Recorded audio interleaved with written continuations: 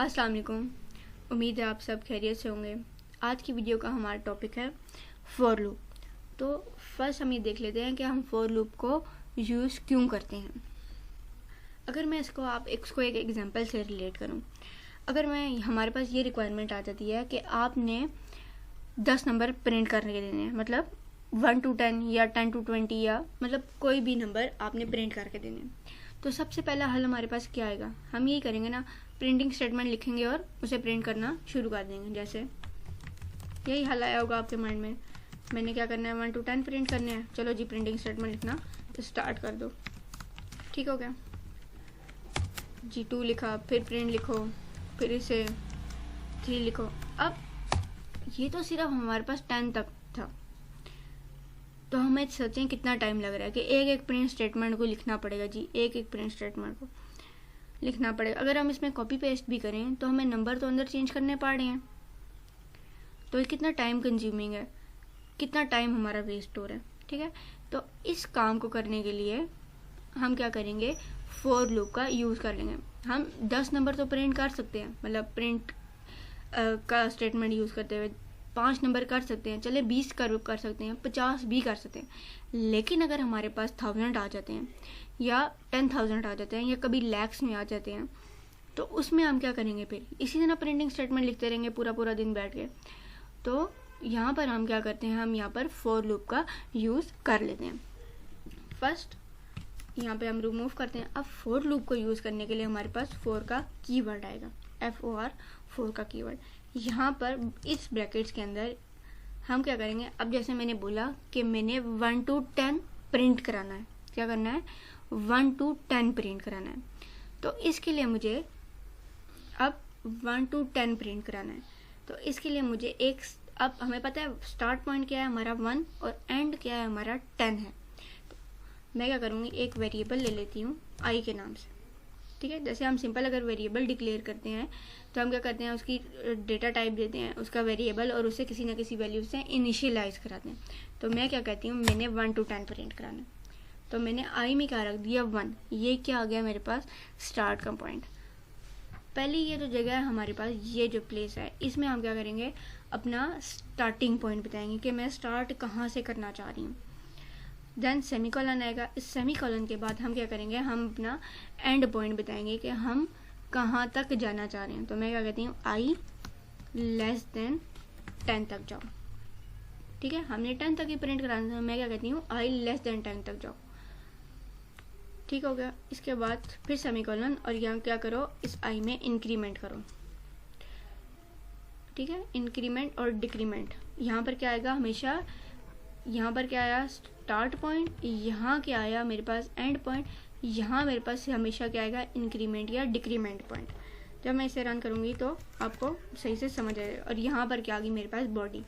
अब मैं क्या करना चाह रही हूँ, मैं प्रिंट करवाना चाह रही थी नंबर, तो नंबर मैंने किस में रखा हुआ है, आई में रखा हुआ है मेरे पास। तो मैं क्या करती हूँ, पेंट में दे देती हूँ आई।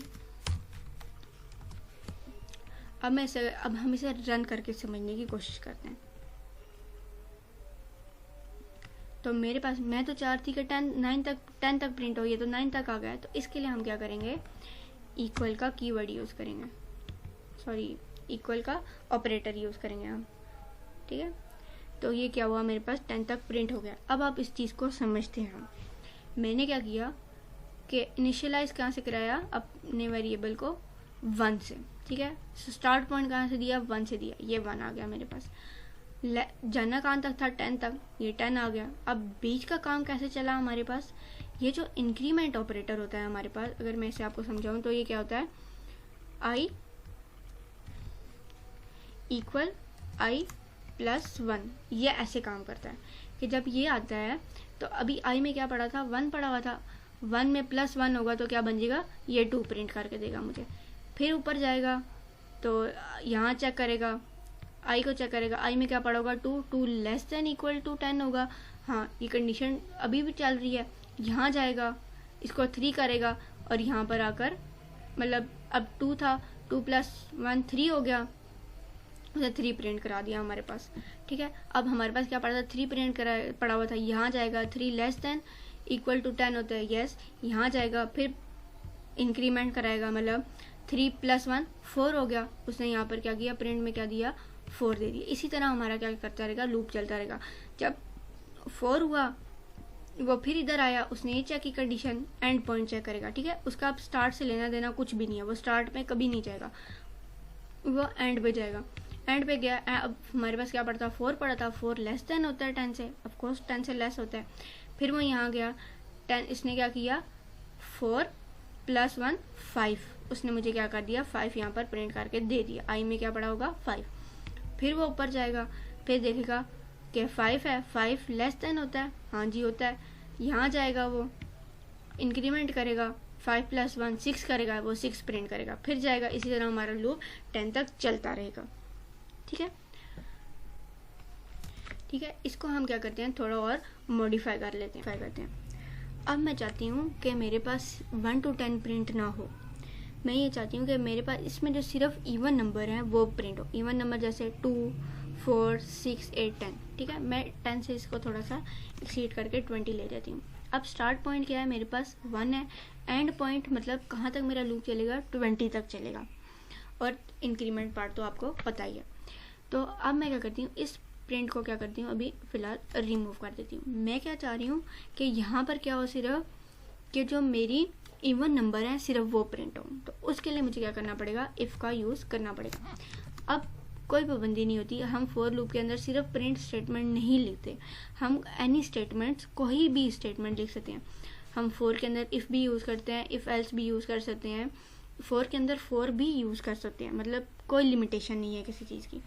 अब क्या करेंगे, ये जो आई था, मैं क्या चाह रही हूँ कि जब मैं इसका रिमाइंडर लूँ 2 के साथ, ठीक है, और इसका रिमाइंडर 0 आ जाए, तो तब मेरे पास क्या हो, इवन नंबर प्रिंट हो जाए। प्रिंट कर दो क्या चीज़, इवन नंबर, ठीक हो गया। तो यहाँ हम क्या करते हैं, $साइन करके एन को ले आते हैं। अब क्या होगा, यहाँ पर आई में जब 1 पड़ा हुआ, 1 का रिमाइंडर लेंगे हम 2 के साथ, तो 0 आएगा, कभी भी 0 नहीं आएगा।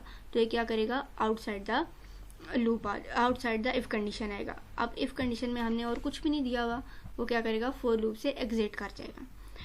फिर वो ऊपर जाएगा, इंक्रीमेंट करेगा, ऊपर जाएगा, 2 होगा, 2 का जब रिमाइंडर लेंगे हम 2 के साथ, तो ऑब्वियसली बात है 0 आएगा। तो इस तरह हमारे पास क्या होगा, इफ़ कंडीशंस चलती रहेंगी। अब हम इसे रन करते हैं पहले, ठीक है। इवन नंबर में ऐसे हो गया 2 4 6 8 10 12 14 16 18 20।